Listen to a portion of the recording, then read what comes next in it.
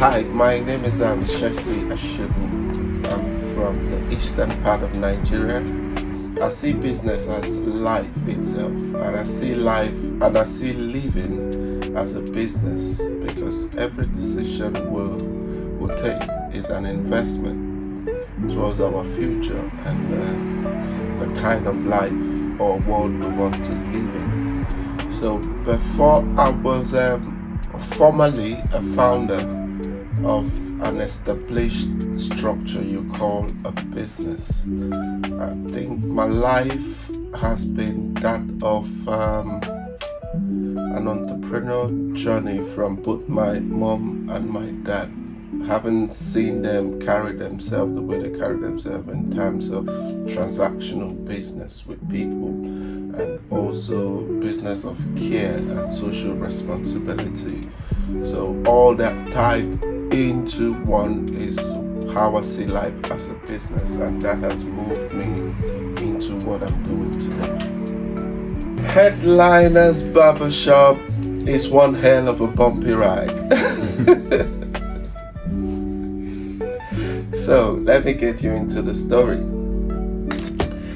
I came to the UK to study filmmaking.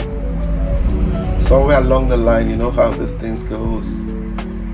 Then it down on me to find a way to raise £1,000 a month for my tuition fees and that. And at the same time, that was when I was learning barbering. But I became a self-taught barber from YouTube. And while I saw the potential of making money from barbering, I also saw the huge opportunity and privilege barbers can enjoy, which is the penetration into a man's heart.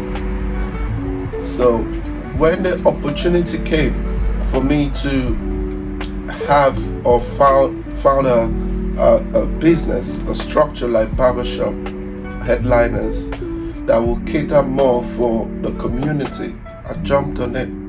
So we kind of designed a kind of barbering that doesn't sell beauty from the outside alone, but primarily sells beauty from the inside, and will take the mental, emotional, and physical health of our clients, especially men, seriously. Hence, we have allowed Headliners Barbershop to at least once in a month transform into a safe space where men of the darker shade especially come together to talk about things affecting our mental and emotional health. And the good news is recently we just secured a grant from the Healthier Greenwich. We've been commissioned to carry out a pilot edition of Thursday Night Jollof around 5 barbershops across the borough.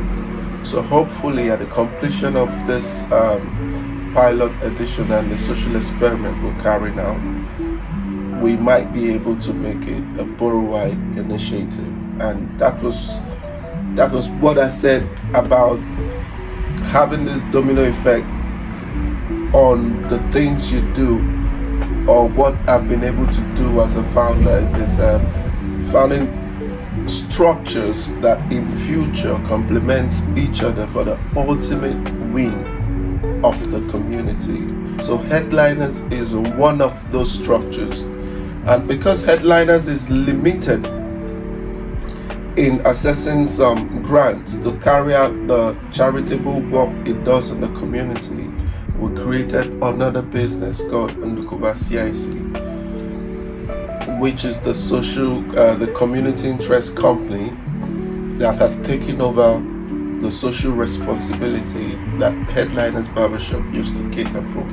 And part of another structure we've set up is Ply Multi Limited, which is a property company that will soon be owning properties that both Ndukuba and Headliners Barbershop will be needing to operate. So when you have this long-term vision, you begin to see business differently. And one thing I tell people in business, if you're really in business with a long-term vision, then take yourself away from unnecessary competition. Because for some stages you have to lose financially, but you're winning socially somewhere. So you have to understand what you have to give in order to take up what you need to take up. I'll go back to my phrase again. Business is life and living is business.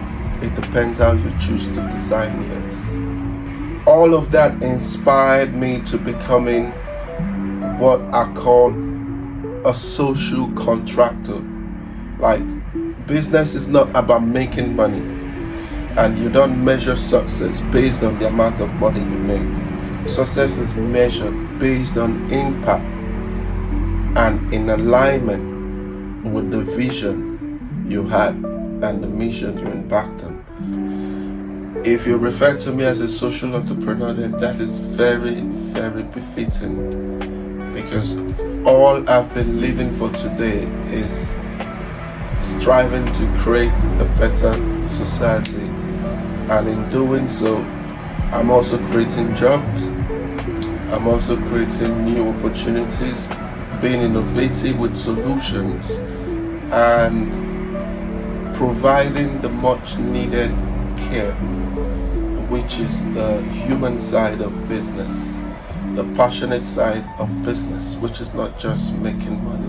So I love the niche I've taken, which you refer to as social entrepreneurship, and I love that. Yeah, I'm a very radical, stubborn, restless creative. I just believe I'm good, and I don't care about failing. If I fail, so be it, but I don't see it as failure. So what you call failure means something else for me. So in terms of mentorship, I might not have a lot of mentors, but I'm very good at asking questions. I'm not taking no for an answer. I'm very persistent, so if I need an information, I will get it. And until I find it, nobody will rest. What people call failure is an acquisition of experience. Failure is you're giving up, packing up, and going home. That is failure. When you meet an obstacle, it's a setback. You pack your lessons in the bag, you move on. You fail when you go home and stop trying. So in terms of gathering experiences, I have gathered a lot. In fact, I'm becoming a master at your failure. I'm becoming a master at that. My advice is try to separate wishes from reality. And when you do, try to be clear and sure what you want to do.